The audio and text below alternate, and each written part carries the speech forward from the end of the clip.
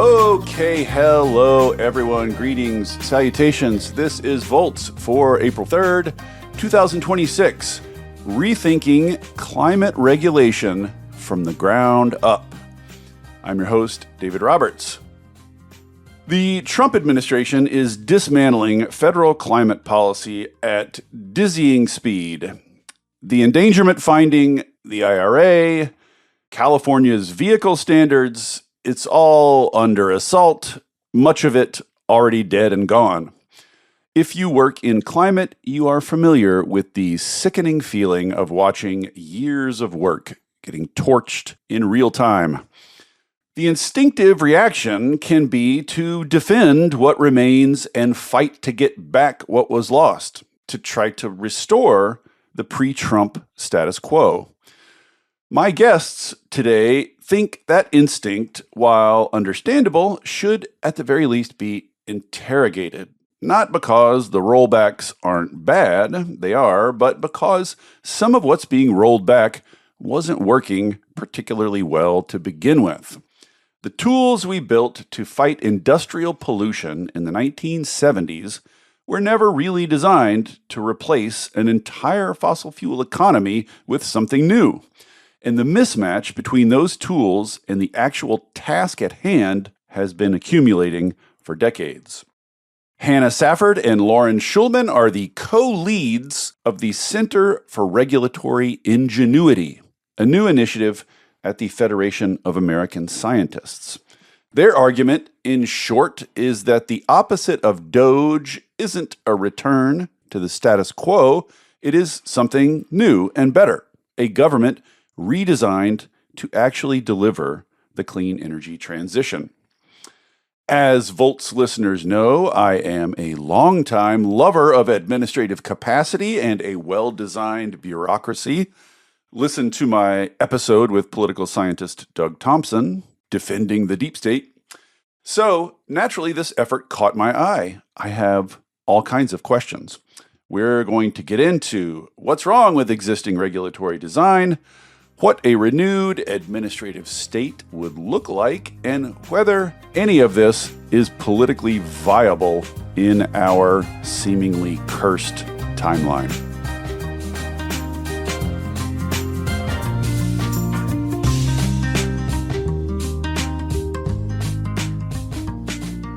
With no further ado, Hannah Safford and Loren Schulman, welcome to Volts. Thank you so much for coming.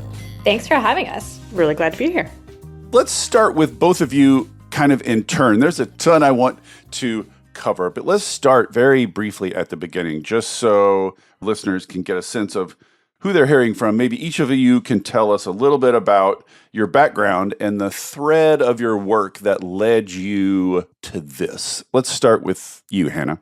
So I am trained as a scientist, trained as an engineer. That was where I got my start, but then began working in federal policy at the White House from an early age, did a stint under the Obama administration from 2014 to 2016, had a great time there, went back, did sort of deeper technical expertise, and then came back and was doing federal policy work again under the Biden administration. And in both of those terms of service, in both the Obama administration and the Biden administration working on climate policy, it was like two very different sets of tools that those administrations were working with. Obama was trying to push forward climate policy through a lot of executive order because it was running into all kinds of roadblocks on the Hill with appropriations.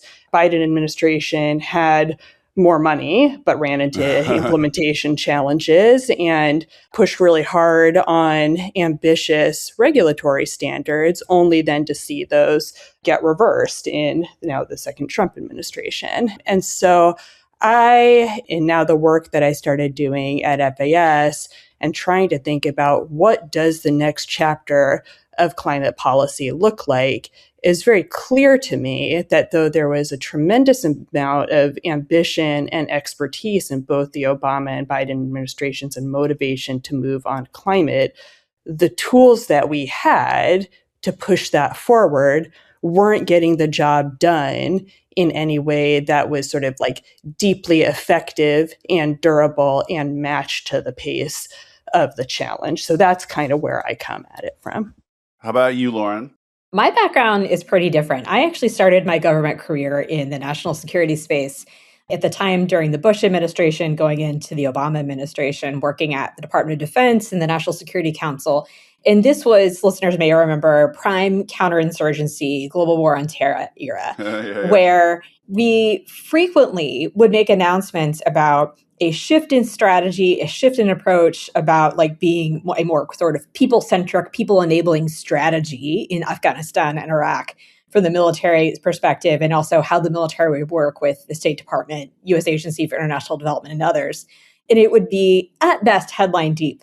And all of the decisions around personnel and funding and decision-making and how they would work together would be assumed like, oh, we'll figure that out. Well, people will also likely recommend we did not figure a lot of that out. And I saw the same narrative play over and over again in different spaces as the United States NSC apparatus started moving more towards using sanctions, an incredibly effective national security tool, having so few people at Treasury or state who were capable of helping identify potential targets for this, but more importantly, possible risks and impact.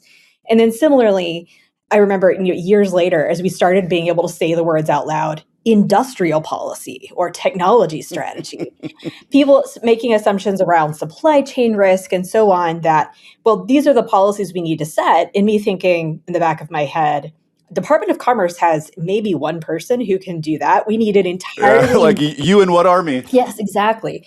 So I gradually shifted from being a national security policy person, in which I still care deeply about, to somebody who cares about government capacity, and not just in terms of numbers, but in terms of roles, relationships, decision-making, feedback loops. Are we hearing from people about the impacts that we need? And the ability to not be so rules-driven and compliance-focused, but more, are we actually able to meet the outcomes that we talked about? So I served as a career official in NSC and DoD for about 10 years, left government for a while to work in the national security think tank, but then decided it was important to have this like focus on capacity and move it over to the Partnership for Public Service, and spent more recent time in the Biden administration at OMB. My title was so boring, the Associate Director for Personnel and Performance Management. Unlike most OMB jobs, which are just like sexy. Scintillating, yeah. But this one is like the engine. My sexy title that I said for myself was, we are the engine room of democracy. We are the folks who are making sure you've got the people, the measurement, the evidence, all of that, so you know if you're doing a good job. I left at the end of the Biden administration. I've been working with Hannah since last fall on both this effort and new efforts to think about what is the future of government, both what should it be from a vision perspective, but then also, no matter what vision we have, do we have those building blocks, those Lego pieces to actually get the job done? Wow. Well, you must be, given the character of your critiques of what you saw in the defense apparatus, you must just be delighted with what's going on right now. Whatever remainder of competent implementation you saw when you were there, we've wiped that out now. So I wonder, did you... This is to both of you, I guess.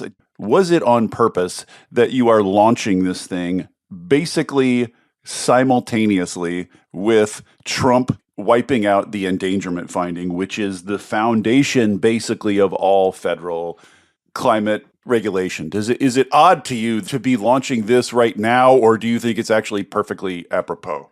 So we started thinking about these questions, like even before the beginning of this second Trump administration. This is like, we started thinking about this when, what does the path forward look like for climate policy? How do you marry questions of policy ambition and policy implementation in ways that take sort of insights from climate experts and insights from state capacity experts really seriously? This was kind of like towards the tail end of the Biden administration as we were coming into election season. And it's even at that point starting to do a bit of a retrospective of like, how come we weren't able to move faster on the regs that like were a day one priority? How come we weren't able to push even more money out the door with the infrastructure bill and with the IRA than we had intended to? So people, including us, were starting to think about these questions. Even I went back to, I was thinking about these questions when I was in the White House and I was working on transportation regulations, and we were trying to do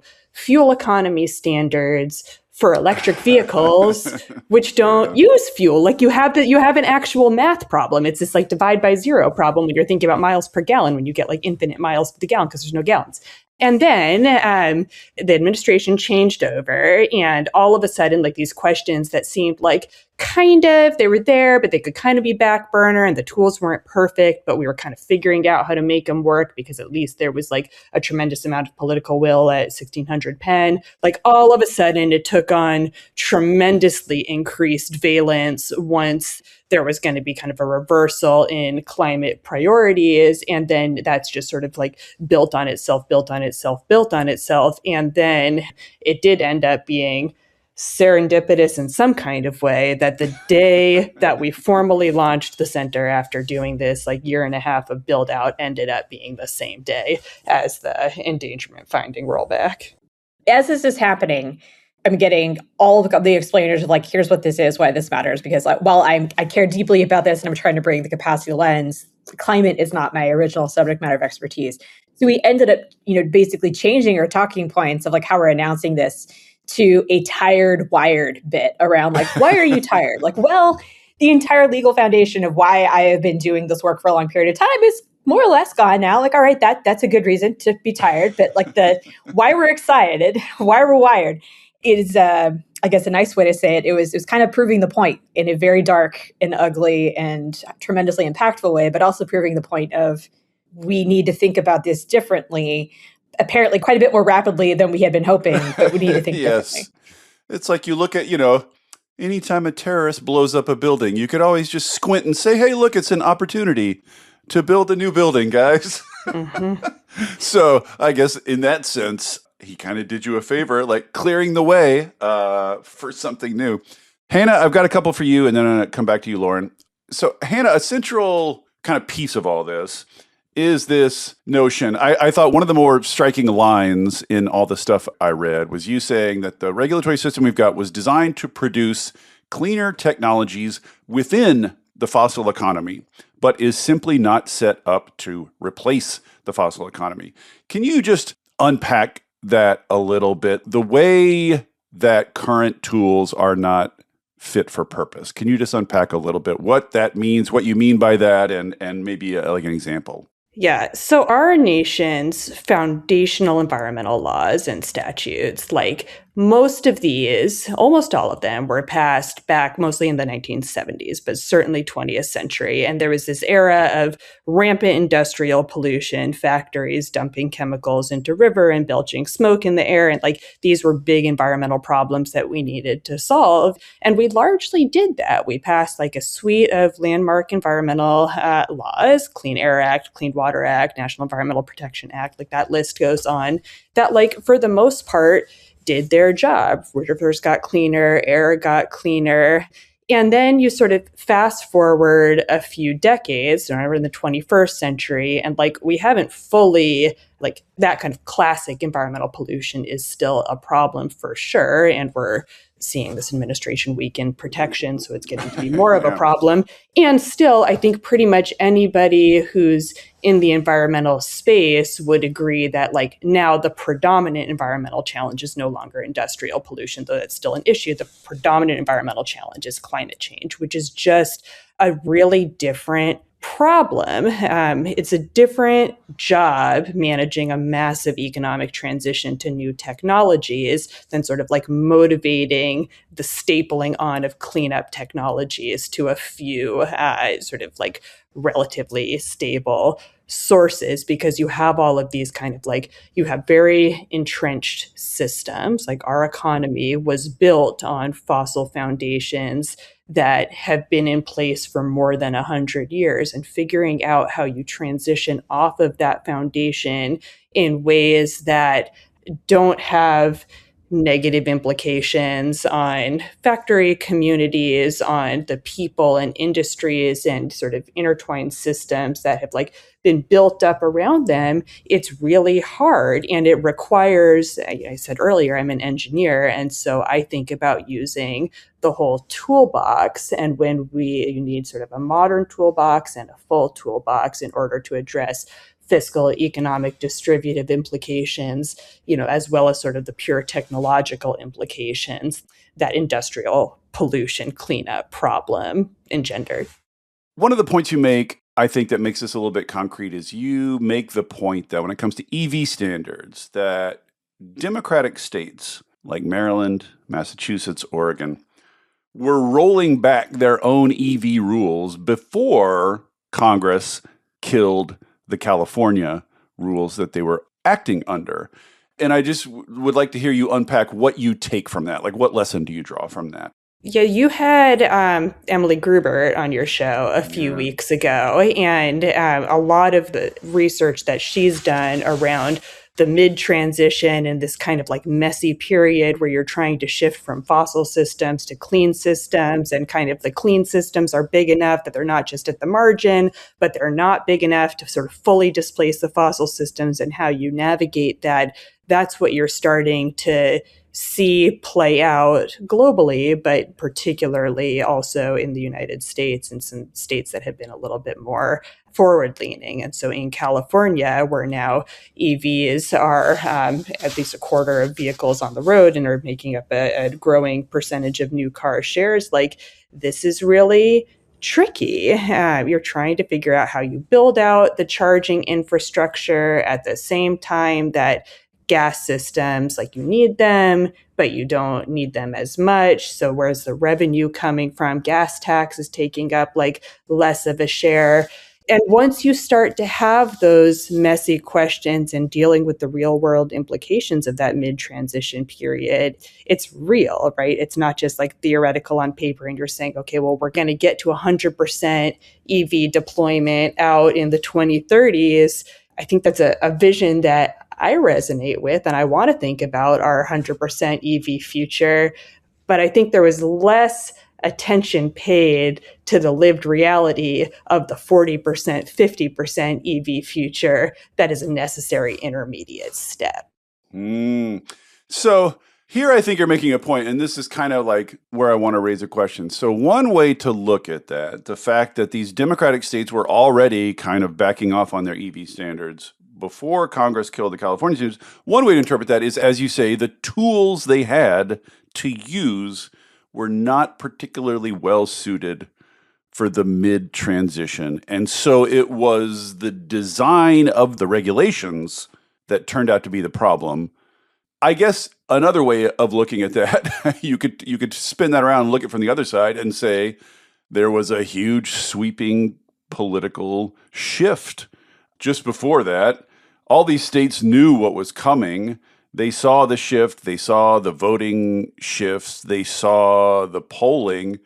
And so, you could explain that just through politics, not necessarily through regulatory design. You know what I mean? Like, I'm not sure how you pick apart the consequences of poor regulatory design from politics. Do you know what I mean? I do know what you mean. And I think like you said, there's a couple of different ways to look at this. There's sort of like, one, the tools that we have, and then to the extent that you're using regulatory tools to try and drive climate progress. And like, there is still going to need to be, no matter what policy package you have, regulatory tools and some regulatory levers are going to need to be some portion of that, whether it's the load-bearing center or whether it's the scaffolding, and that might look different in different economic sectors. But like, it is at least helpful then to have regulatory standards for vehicles that contemplate the existence of electric vehicles, right? Rather than working with fuel economy standards. So that's an example of like where the regulatory tool fundamentally needs to be updated.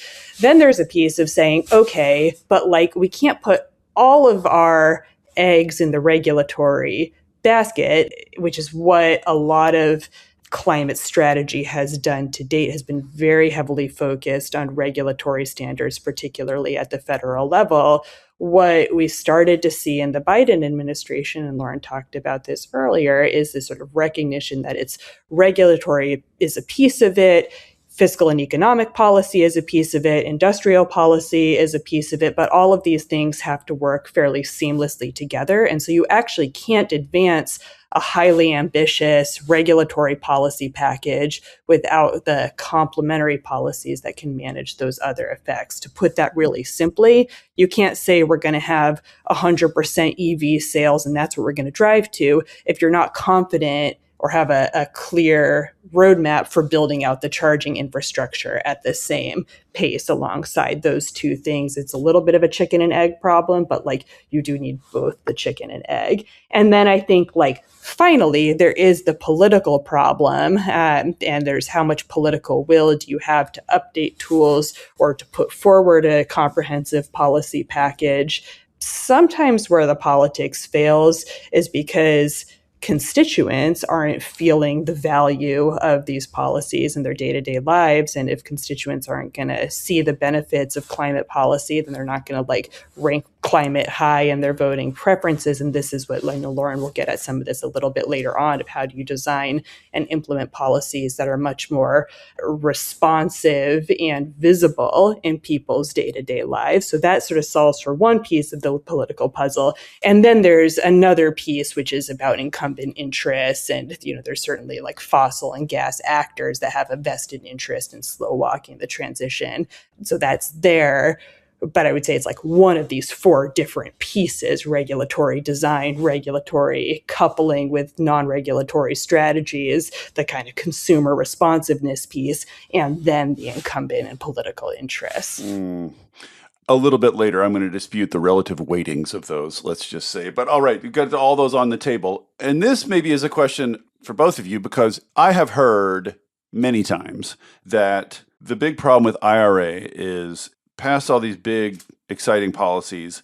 In your paper, you compare it to the garden hose Olympic size. I think I said trying to get an Olympic swimming pool through a garden hose. Yes, exactly. So the problem being, we had all this money, we had all these policies, but literally getting the money out the door was the problem. There's this gummed up bureaucracy. And I've heard that general point many times, but I guess I would like a little specificity here. Like, what went wrong? Who wasn't acting fast enough? What, like, can one or both of you flesh out a little bit what we mean when we say that? What department wasn't acting fast enough? What mechanisms weren't working? Why was the garden hose so small? I'll start like a little bit on that and then would love Lauren to like come in and do some more. But there's like, you know, first I should say like there were a lot of dollars to get out the door. A lot of dollars didn't get out the door. A lot of dollars did get out the door. And it's always like very easy to focus on the what went wrong versus what went right. But like a lot, like, I mean, hundreds of millions, like billions of dollars went out the door, and in ways that like did materially advance sort of big C climate policy, as well as like sort of small c building more climate resilient bridges and roads and other infrastructure, restoring coastal shorelines, like these things that are actually like in people's communities and day-to-day lives. So just to sort of give some credit where credit is due. With that said, there were a lot of pieces that got stuck, and you can sort of zoom in on a bunch of different facets and see different implementation challenges. So I will give you an example of one, which is for any very significant new grant funding opportunity. The Notice of Funding Opportunity, the NOFO, gets developed by the agency that's responsible for implementing the grant. And for NOFOs that are over a certain dollar amount, need to get reviewed by relevant policy councils at the White House. Now, there's some like reason for doing that. You're trying to ensure like top level coherence of these different programs and having them work together and also kind of advancing the same objectives. And you don't want one grant program to have these domestic purchasing requirements that another one doesn't. And also, there's only so many people who work at the White House. There's like literally physical limitations. Like, you know, you can only like put so many people there. It's not a very big building, and some people work remotely, but like a lot of people don't. And so I had the experience of having lots of NOFOs just pile up with me. And those are the pieces of paper that are the bottlenecks to like, until those pieces of paper get approved and go online, dollars cannot start flowing out the door. So that's just like one very high level bottleneck. But I know Lauren's been thinking a lot about this of, where it translates into institutional design beyond the White House. Yeah. So I think there's a whole lot of examples that we could pull out, but I'll start with just like some big points. One, that this is the largest climate investment ever, an enormous amount of money, Yes. huge numbers of programs to start up all at one time. For almost all of those, you did not have the people in place when that legislation was passed to actually make sure that that was possible. You had some of them, but not many. So when the average hiring process for the federal government can take 90 days to 6 months, particularly for harder to find roles, you're already on a delay. So you are already on the delay of, I don't necessarily have the right people there in the seats that I need. For those roles, many of them, as Hannah was saying, are like extremely specialized. Like there's great examples of, there's maybe 2 attorneys you can trust at the Department of the Treasury around specific kinds of rebate packages. And they are miracle workers. They did incredible work. But even with that, their ability to suddenly not just quadruple, but whatever it would be, 20 times size, their review capacity, that's not something you can suddenly overnight say, please do that. But with that, there's a whole lot of elements of government that tend to be the underinvested in, underthought of until you suddenly need it. And that is around HR, data management, procurement, IT. Even though we spent billions and billions of dollars on IT, it's all to fix old systems, not to modernize to new ones. And these are all the things that you needed to be able to work incredibly well, to be able to deliver an IRA, to hire faster, to be able to get contracts at the door better, to be able to move grants faster through this system. Those are all things that we hoped would stop breaking and kept breaking on a regular basis throughout the bill and IRA process. With that, you get it compounded with states. They are having the same sorts of capacity challenges. The times 20 is what the federal government was, because at the same time we were trying to get money out the door at the federal level, we were asking states and localities to be able to absorb it. Here's a question for you.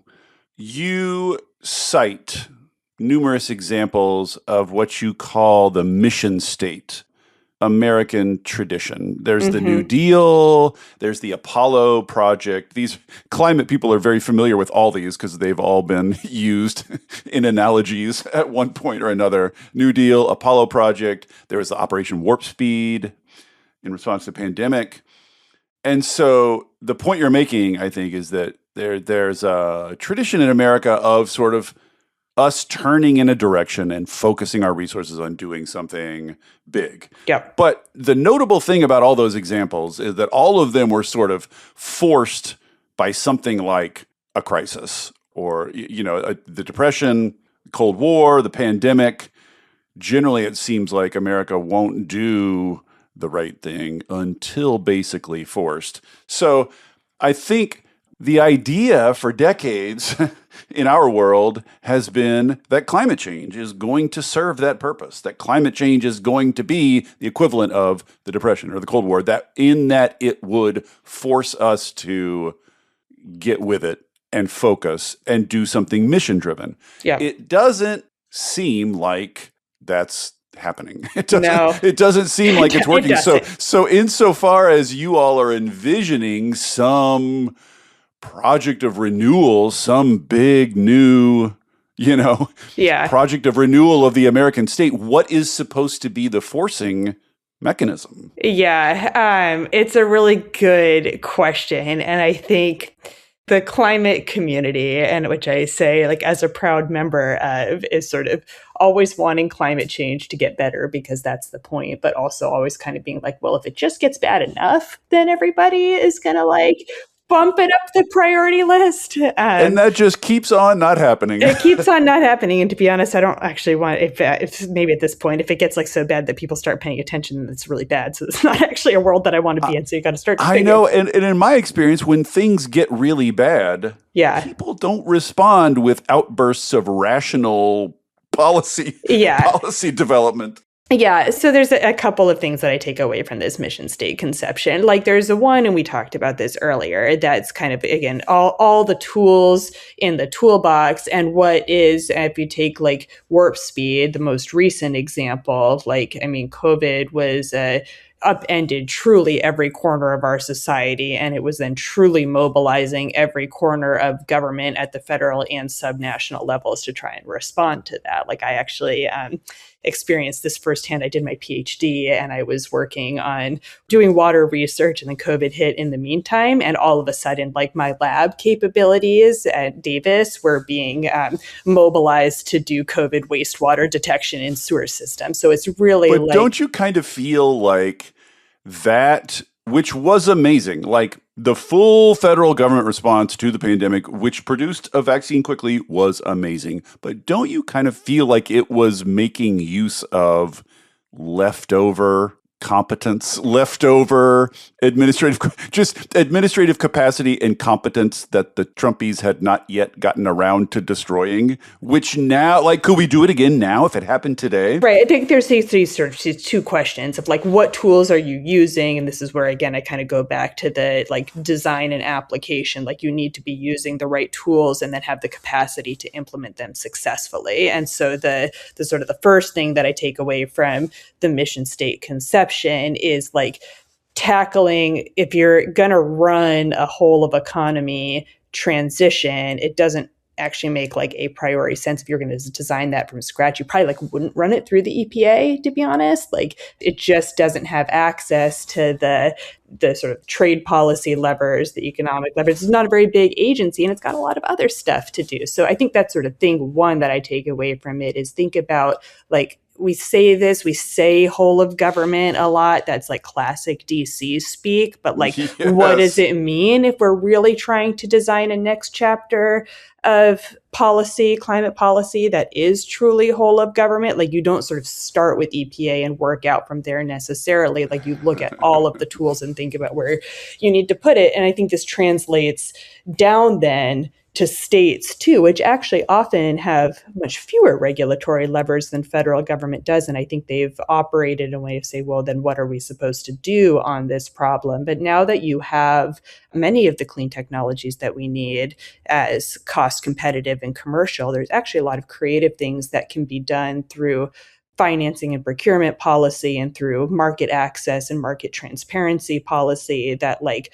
are kind of part of that creative entrepreneurial mission state ethos. So that's sort of one motivating thing that I take away from that principle or vision. Well, this brings up a question, I guess, and this is really the central question that I kept bumping up against again and again, reading your work, which is one way of viewing the federal response to climate change is to say we made a mistake of regulatory design by trying to do this through the EPA rather than a true whole of government mission-driven effort. Mm-hmm. But I guess the response would be the reason we did it that way is not that we were confused about regulatory design. The reason we did it that way is downstream of politics. Yep. The reason we did it that way is because we're not gripped as a nation. We're not in a mission mindset. And so we sloughed it off on EPA precisely because we're not taking it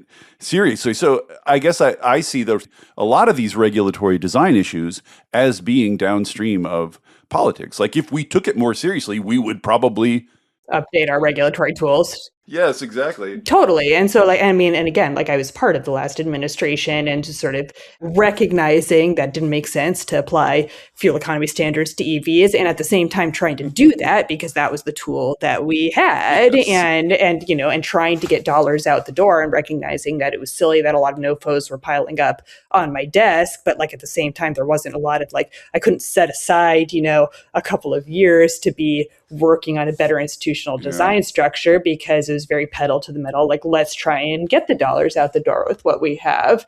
I think two things. One is that this like mismatch has grown over time. So if you go back to the Obama administration, like yes, there was still a mismatch between, like, it was still true that these foundational environmental laws had been passed in the 1970s, and now we're trying to deal with climate change and grappling with the fact that the Clean Air Act doesn't explicitly mention greenhouse gases. But we're also still in a world where EV penetration is like negligible and solar panels are expensive. And so there actually is still a need to drive down costs before you start thinking about like very large scale deployment and the knock-on economic effects that's going to have.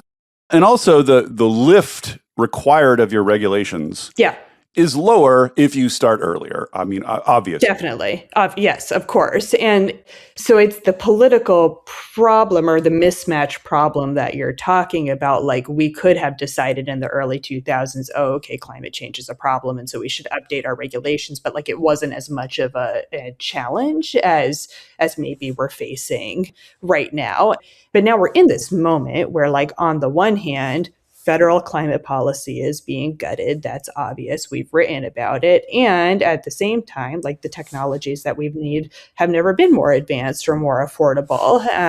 And so in this period, there's as we're starting to think about what's the next big federal play that we might make, maybe it is starting to think about some of these like fundamental institutional design questions or regulatory design questions, sort of the value proposition of interrogating those versus pushing for a really big funding investment is different than it was 10, 15 years ago.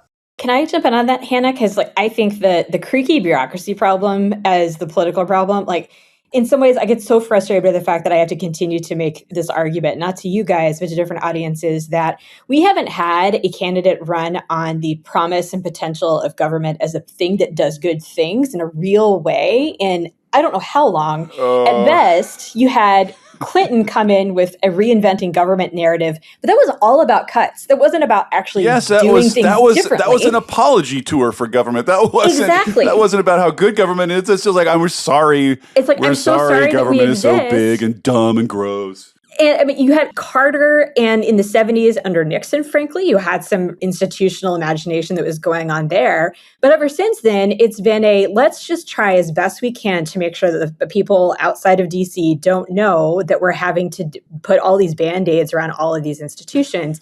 And at best, let's maybe talk neutrally about government in maybe a political way. But the average talking point you see from anyone who's running for office at any level is government is not here to help. I'm here to go fix government for you and make sure to get those bureaucrats out of the way. And that has clearly been it's been winning enough that people feel comfortable repeating it. But at the same time, people act shocked when you don't have the personnel who are capable of executing things quickly and getting money out the door, who don't have the relationships with states, who don't understand that there's one permitting officer in the entire enormous state. So that mismatch there tells me, yes, it's a political problem, but it's also a incentives problem, short-termism problem, or a total lack of recognition of how government capacity is actually what gets you the political outcomes that you want. And the fact that we have made government the punching bag for so long is clearly biting us in this space, but is also going to continue to do so in any number of policy areas. Yes, I have much more to say about that political question, but but I'm trying to put it off to the end because I know once I get on it, I'll never get off it. You'll never get off. Lauren, I actually have a question for you. So let's just bracket for the moment the politics. Like, what is the external forcing mechanism that is going to be equivalent to a depression or the Cold War or something that is going to force America into the crisis mode that it seems to need to be in to do big reforms? I don't really know what that is, but let's just say we have an opportunity to reinvent things, to start from scratch, to start with a new vision. Lauren, you ran this futures exercise with 50 plus participants, basically asking a bunch of questions, probing what would you want from government? If we were going to renew government, what is your vision for a good government? And what you found is there were, I think, 8 distinct models with different priorities that people sort of grouped under. So, for instance, there's an abundance model, which says growth and speed are the priority, and we can accept a little fraud and some failures around the edges as the price of that speed. And then there's the equity model, which is like, no, slow down. Let's have communities involved, community co-governance, which prioritizes that aspect of things. Point being, there's it's not simply we all want better regulation. We have at least partially incommensurate visions of what we want from government. So how do you cognize that? Just even assuming we're renewing government, on what lines, but based on whose vision, and how do you think about that as you turn to this project of renewal? Hey there, everybody. Don't worry, I'm not going to tell you about a new mattress or push a credit card on you. This isn't an ad. There are no ads on Volts. It is supported entirely by listeners like you. If you'll indulge me for a second, I'd like to ask for your support. I started Volts because we're all surrounded by depressing news about climate change and misinformation about clean energy, and it's never been more important to share the stories of the real people on the ground doing the real work of transition, and all the ingenuity and courage and public spirit they are bringing to it. People are hungry to hear these stories, to learn from and find inspiration in them. I've heard from people who changed majors or careers after hearing episodes of Volts, people using it in classrooms and community groups, even state legislators who have passed bills inspired by specific episodes. Sharing these stories matters. It makes a difference. If you have found value in it and want to help me continue doing it, I hope you will join the community of paid subscribers at volts.wtf. It's about the cost of a cup of coffee a month. If you don't like subscriptions, you can make a one-time contribution, leave a review on Apple or Spotify, or just tell a friend about Volts. I am grateful for any and all support. If you're already a paid subscriber, thank you. And now, back to the show. Just even assuming we're renewing government, on what lines, but based on whose vision, and how do you think about that as you turn to this project of renewal? So this relates a lot to the rant that I was just on of, I feel pretty strongly that Americans have not been really given the opportunity to weigh in on that question in a way that would get to a useful answer. And I have a lot of different, I'll talk a minute about what those possible models could be. But when we ask people about, do you trust governments? That's telling you about their immediate feelings probably about their member of Congress or maybe their city council. It's not telling you what they want out of it and what they would want out of it, not just in the boxes that you have today of Social Security or Medicare or IRS, but in terms of what are those pain points or opportunities that you experience most acutely, and where is it that you feel as though there should be a societal role, a public role in grappling with those. So that is a big meta topper to what I wanted to say. But what was interesting to me as I was doing these exercises, and you're right, it was anything from people who wanted to focus very much on an abundance approach, who wanted to lean heavily into AI, folks who said that we wanted to lean much more into human dignity. But as I went through all of the answers everyone had of okay, so what are the ingredients you need in order to make this possible? The ingredients were quite similar. You needed to be able to have access to the best talent that you could to be able to deliver on public missions at the time you needed it. You needed to be able to have measures of not only is this working in this moment, but is it being responsive to the problem? And learning about this on a decision-making cycle that makes sense. You need to be able to Hannah's point earlier, take on structural, meaty, endless problems that feel unsolvable while also addressing the more immediate, my rent is too high, I can't afford food, whatever the immediate thing is. And you also needed to be able to communicate on an iterative basis with the American people, not just on election day, so that you were building in a participation process of some kind that wasn't just, I'm going to ask you on the worst possible website of our time for your feedback on an unintelligible regulation, but I want to build a relationship with you such that we're able to mutually be conscious of what folks are working on. So all of those have in common is that they have been things that we have been struggling with and identifying as problems in my community and government capacity for ages, of hiring, procurement, measurement, participation, customer experience. These are all things that we've said for a while. They are as I said earlier, that kind of engine room And to the degree we continue to denigrate that engine room and not prioritize it, it is going to fail you in climate, it's going to fail you in housing, it's going to fail you in transportation, it's even going to fail you in national security. And we've thrown a ton of money at that problem. And to your point, like the reforms that you might need in that space, they are hard, but not like laws of physics hard. They are priority hard.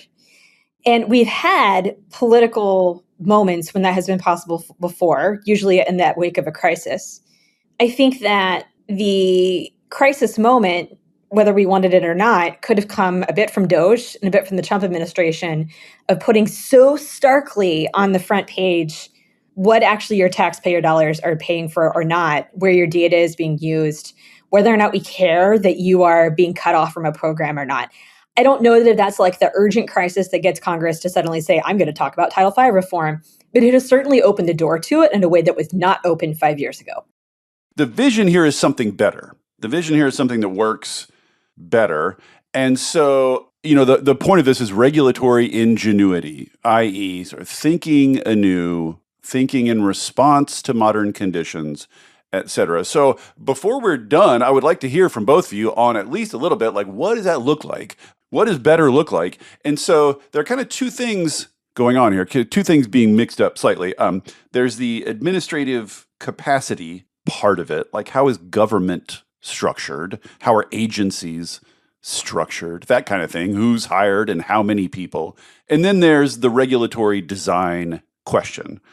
Each of you is kind of expert in one of those. So I'll start with you, Loren. I would like to hear, like, what are some sort of administrative capacity type reforms that would show you evidence of a better government emerging? Like, what types of administrative reforms? Is there a list somewhere? Are there things like better agencies, different agencies, more hiring, different hiring? What do you give us some substance here? Yeah. So there's a lot of paths you could go down. I think one of the biggest ones is how do you take federal, state, and local government, because they all have this problem, away from a checklist, compliance, risk aversion mindset to one where they're actually trying to care about outcomes.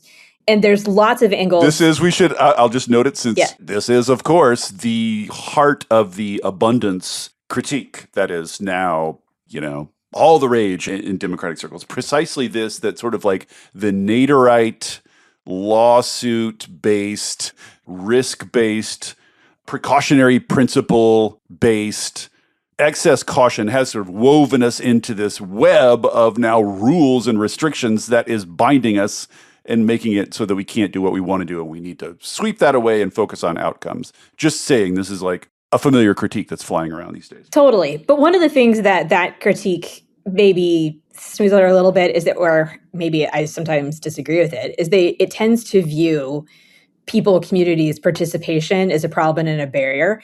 And I actually think it's that participation is a problem now because it is designed to do everything wrong. It is designed to happen too late. It is designed to make sure that you're not bringing in people's insights at the beginning to build in the trust that you need in order to make large, significant changes as well as incremental changes.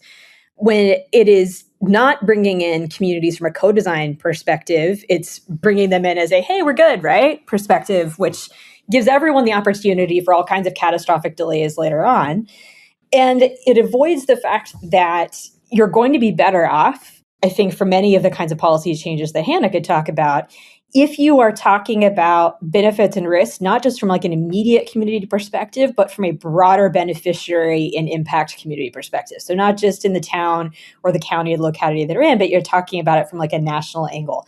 That is a very different model of government than we're in right now. It's one that both is more trust-based, but recognizes that good governance isn't just about, we told you what happened and we gave you the opportunity to input on a bad website, but rather one where you have smaller, deliberative, relationship-based, trust-based co-design throughout.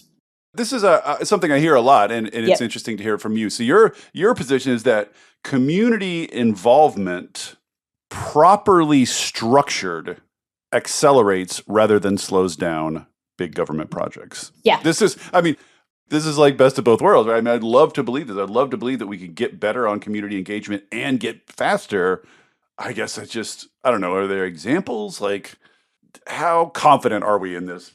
So it will take some testing. And we see some of this happening in California with some of the work that they're doing. The Possibility Lab in California is doing some awesome work around this, both in small levels around like, how do we build a park, to bigger, higher impact ones about like, what is the future of California over the next 100 years?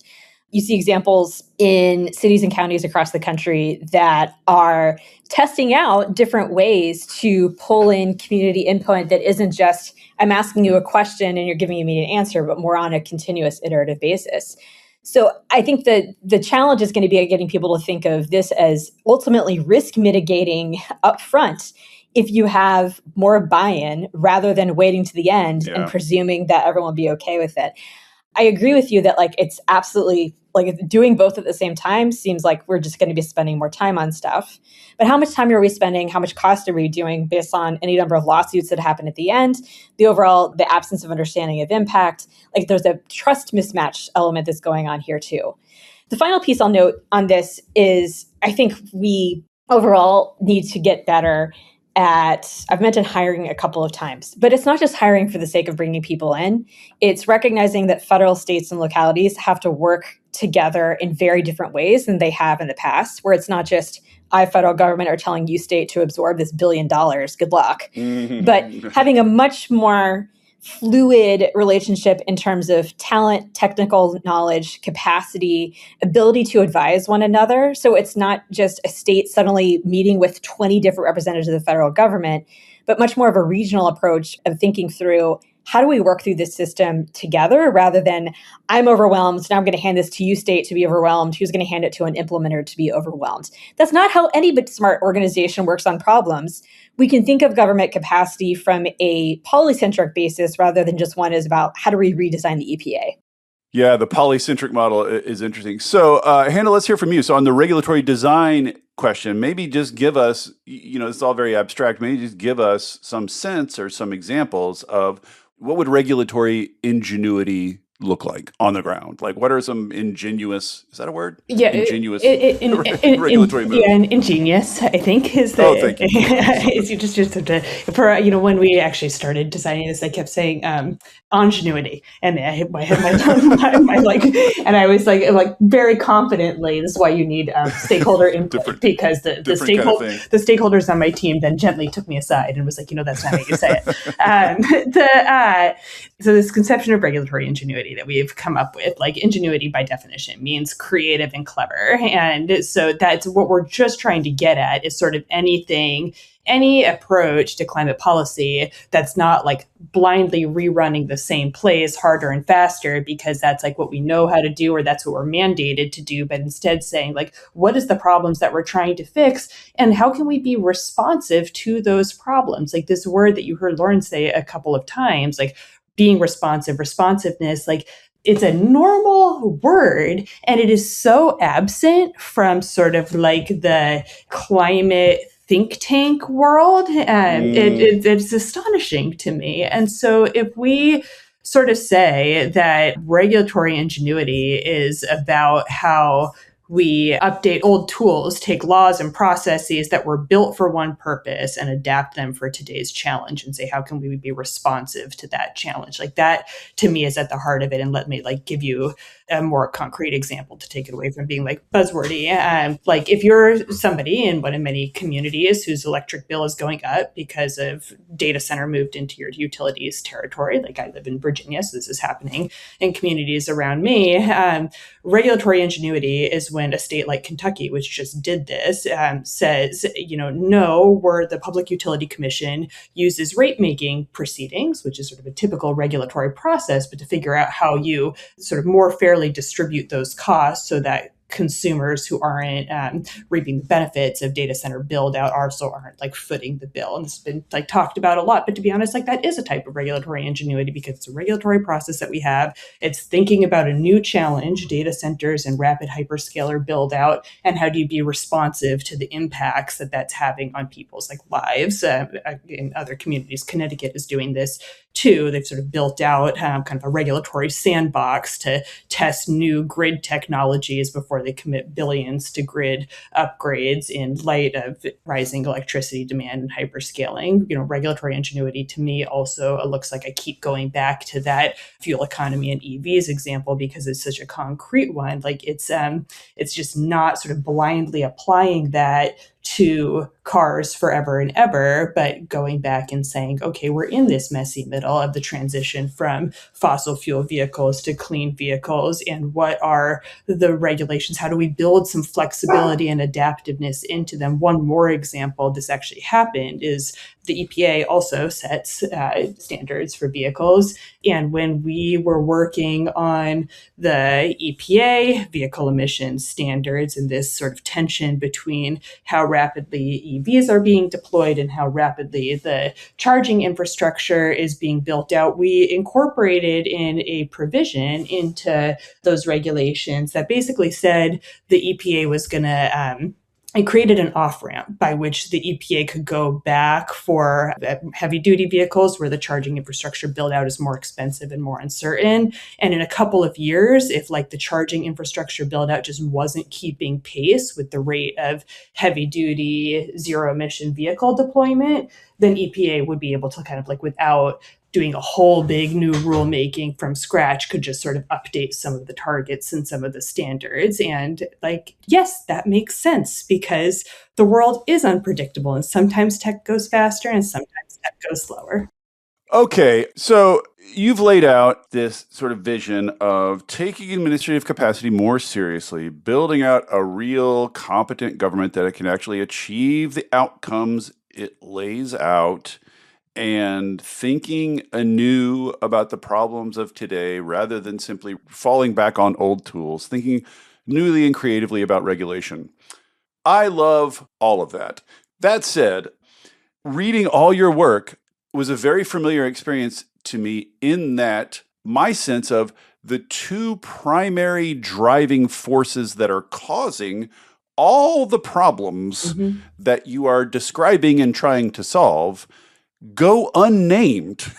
And I will name them here. One is the Republican Party, since Ronald Reagan has been telling the United States that the government is stupid and incompetent and that government's just going to mess things up and that it's full of waste and fraud and abuse. And they have been beating that message, and the Republican Party has become a nihilist party. It is setting out to destroy the federal government. I don't think that's an exaggeration. It's just a plain description of what they're doing. They are now very consciously setting out to destroy precisely the administrative capacity that you all are saying we need and is good. And the second is related, the way the right has taken over the information environment. All the things you're saying require a couple of things. They require social trust, right? If you want regulatory agencies to have the freedom of action to be creative and responsive, you need a public that gives them a little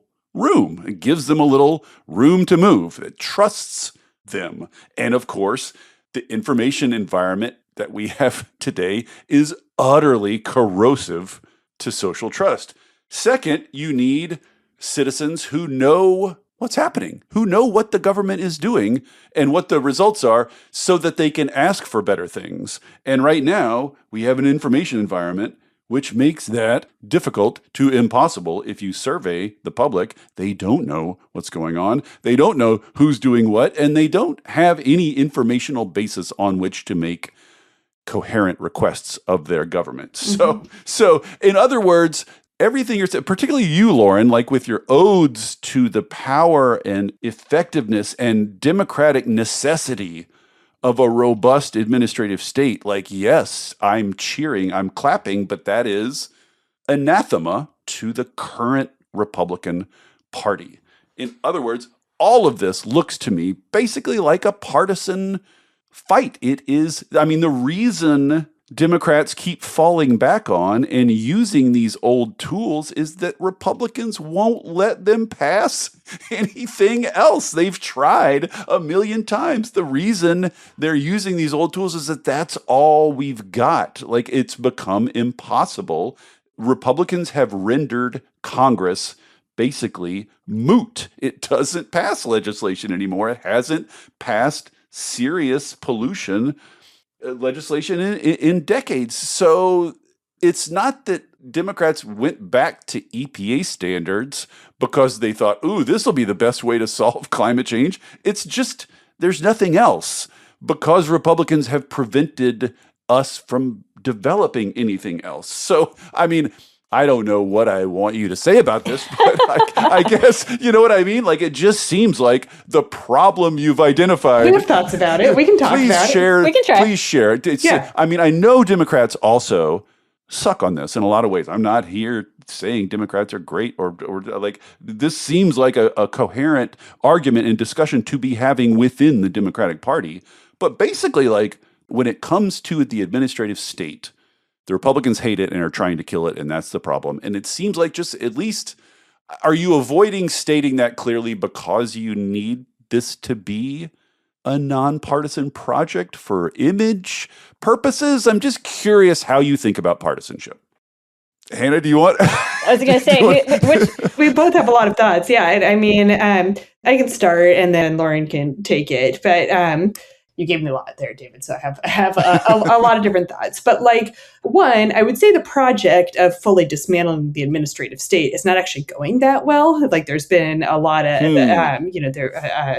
DOE, for instance, right now is actually having a big rehiring push. And like, the Trump administration is not like particularly popular. It's not like people are applauding the wholesale rampant destruction of the administrative state and saying, yes, this is what we were going for and this is what we signed up for. So I think there is appetite on both sides of the political aisle for like a substantively superior alternative to either like wholesale destruction on the one hand or like layers and layers of kludge on the other hand. And once you start to like, before we started taping, you and I were talking about DC, and DC can be sort of just such an ecosystem onto itself. And part of what we are trying to do through this center is build greater connectivity between the DC folks and, you know, the rest of the country. And like some of the examples that we talked about already on this podcast, like upend the political dynamics that are so entrenched in DC. We talked about sort of on the one hand that blue states that had sort of pushed forward on EV standards are now running into some challenges that they didn't anticipate with that kind of like fossil meets clean, messy middle transition and walking some of that back. And at the same time, like you've got red states like Kentucky that are doing pretty innovative things with rate design as data centers are being built out in ways that are going to like ultimately be beneficial for an energy transition. Another example that's like very sort of like capacity meets regulation and policy is when we were trying to administer the charging program from the infrastructure bill, and all 50 states were excited about building out EV charging networks. Like every single state from Wyoming to California developed like an EV charging infrastructure plan, and we're very excited about using federal funds to go forward and build out that network. And it was very surprising to us who was the first movers and who were laggards. Like the very first state to open a federally funded fast charger was Ohio, and one of our like slowest moving states was Washington. And it turned out that a lot of that actually boiled down to capacity it wasn't political will because they all took the money. It turned out it was capacity at the state level where like Ohio just kind of had their shit together, and Washington actually had a lot of other like state programs and state incentives for EVs. And like we were talking about earlier, there's like one or two guys who do it, you know, and so like they were just super overloaded. So a lot of this transcends partisanship without being like naive about which is the more climate forward party and which isn't. A lot of the things that we're talking about in terms of like responsiveness and delivering outcomes in energy, housing, and transportation, which like also account for 2/3 of US emissions, like do transcend partisanship in a very genuine way. Yeah. And I will say just briefly in support of that, I talk to people sometimes off the record, you know, like talk to a guy who's trying to do geothermal stuff, and they're finding that red states don't want to do much of anything, but when they do want to do something, they just do it. Yeah. They just do it, right? And when blue states want to do something, they initiate a freaking meeting to plan further meetings on it. So it's like the worst of both worlds on both sides, right? like a little competence in the name of doing the good things, Yeah. Let me say it for the record, blue states, good participation isn't doing more meetings or more meetings better. There's lots of better ways. But like Hannah made a lot of the point that I wanted to, which is one of the reasons that this isn't enormously depressing to me right now is looking at states, not just because they're an alternative to the corrosiveness of some of what we see in Washington right now, but because the work that they are doing both to set models for others to copy, for them to take collaborative actions together, for them to think about different ways to share talent or contracts or other things. Those are exactly the kind of things we needed to happen anyway. And we are better off from having had to turn to states and cities to be able to pull that off. And it also hopefully gives us models that we can pull from on a national level to say, like, Utah is doing an amazing job at regulatory experimentation. Let's take this model elsewhere. Or the Kentucky example that Hannah mentioned, where, yes, at the national level for politics, I don't think you get any politician on television right now who's in a national profile to say good things about the administrative state. But at the state level, you absolutely, to your point, like people want to see things when they're owning it in that much more visceral local way.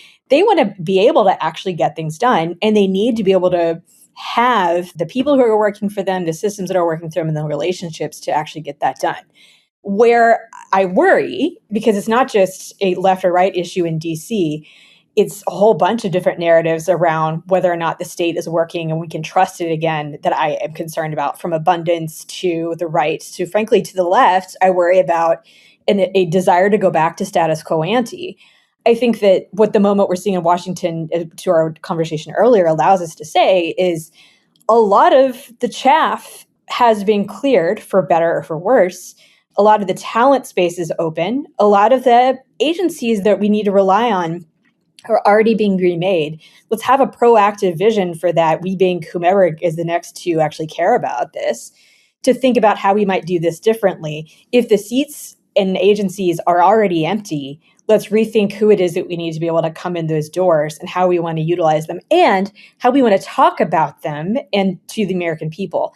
That is not a simple thing to do for any party I know, to suddenly go from like, well, let's not really talk about the federal bureaucrat, to this is a moment for American renewal to think about what is it we want out of the tax dollars we're sending into DC every day. I mean, you understand that is going directly into the face of 6 decades, basically at this point, of propaganda in the other direction, right? Like this is the thing, is they've repeated the fact that government is incompetent so often in so many venues that it has broken containment from political discourse and become one of these things that just everybody knows, right? It's just kind of ambient. It's just kind of something you automatically. So you're fighting deep primal forces here. And this returns me to something I said earlier, which is something that's always absent from these discussions, which is if the Democratic Party wants to turn and talk differently about the administrative state, like you're saying, using what information outlets, like they bought the Washington Post and the LA Times and all the local newspapers and all the local TV stations and Twitter and Meta, and like who, where, how are Democrats supposed to communicate the merits of the administrative state?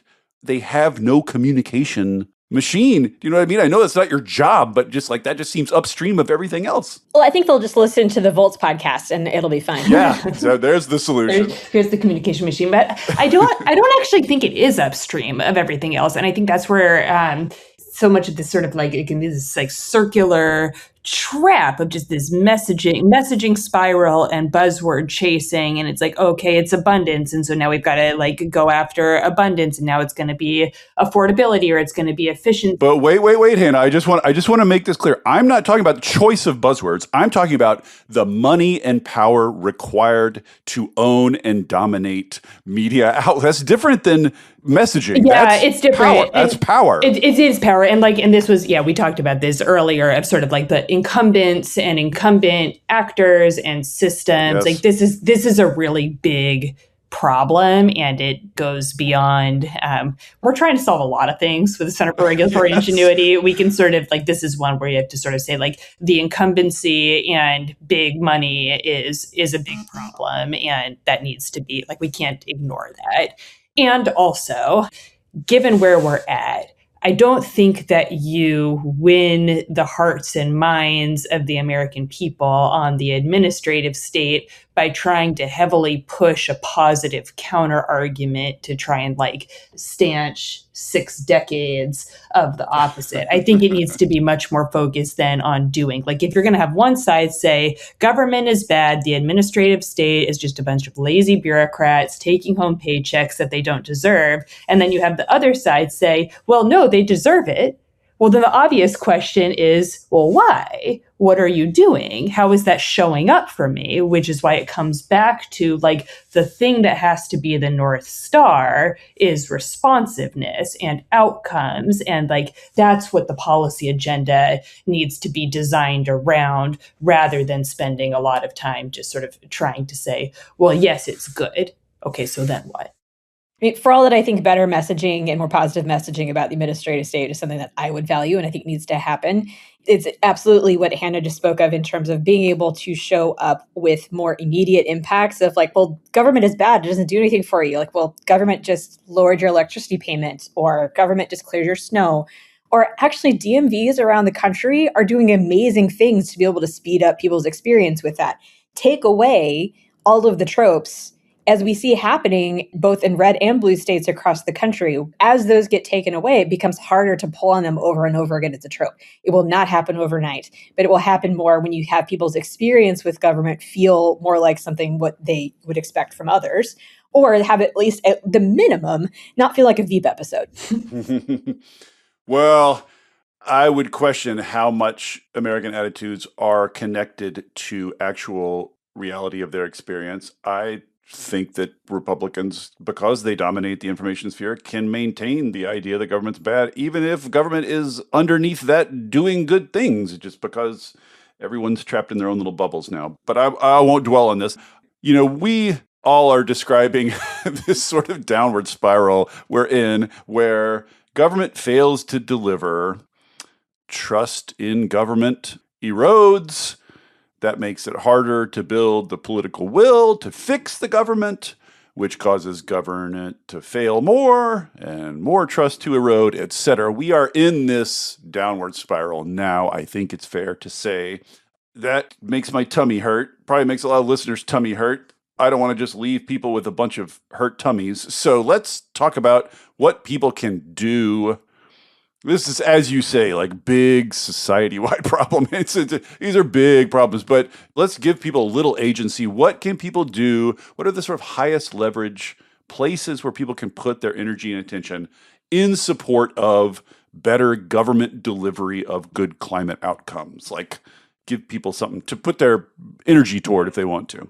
Yeah, I think there's one conversation at the federal level, and a lot of those vibes, understandably and for very real reason, are not so good. And then, but then there's just a tremendous amount of agency that state and local actors, and that's government as well as non-governmental actors too, private sector, local philanthropy, can do actually a real amount. It's sort of easy to say, okay, well, you can do something in your backyard. But like I said earlier, now that many clean technologies are commercial, it just opens the door to innovative policy at the state and truly local level that just didn't exist before. And local communities in particular are trying really creative things. Like, I mean, chargers are, there's sort of this, you often hear this narrative, and I keep referencing EVs because I think it's very concrete to people's everyday lives, and I'm a transportation person in some way by training, but you'll often see this narrative about like the charging ecosystem is kind of a patchwork and chargers are just kind of bubbling up like here and there kind of randomly. I actually think that's exciting. Like it's exciting to me that a strip mall in Oklahoma sees a business case to build out chargers. Like that's cool and creative and locally tailored, and in a way that's sort of deeply entrenched into community fabric that you can't just like have a whipsaw come in and like take that all away. You can rip federal chargers out of like federal government facilities, but you can't really go into every community on private property and take them out. So, and I'm sure Lauren would too, like as we're continuing to build out the Center for Regulatory Ingenuity, creative and clever ideas. Some of them are in Washington, but most of the ideas in Washington are not that creative and clever, but they sure are across the country. And so like, I would love to hear what of those kinds of examples, like what are the cool like charging projects that are being built out? Like where is there a solar canopy that's co-located with a new housing development? Like this kind of stuff is happening. And if we bubble it up, we can scale it because it is now, in most cases, the math pencils. Yeah. So my comment on this is kind of a good compliment to Hannah's, where I think some of the best things to do is when something works well, works for the community, works for the cost, works for the goal that you're trying to do, make it as much as possible replicable and copy and pasteable by others, whether you do it collaboratively with the city one town over, or whether you share it with states, whether you share it with NGA, like whatever the mechanism is that is most appropriate based on what you're talking about, make it possible for others to be able to pick that up on too. Second is more from like a average listener perspective.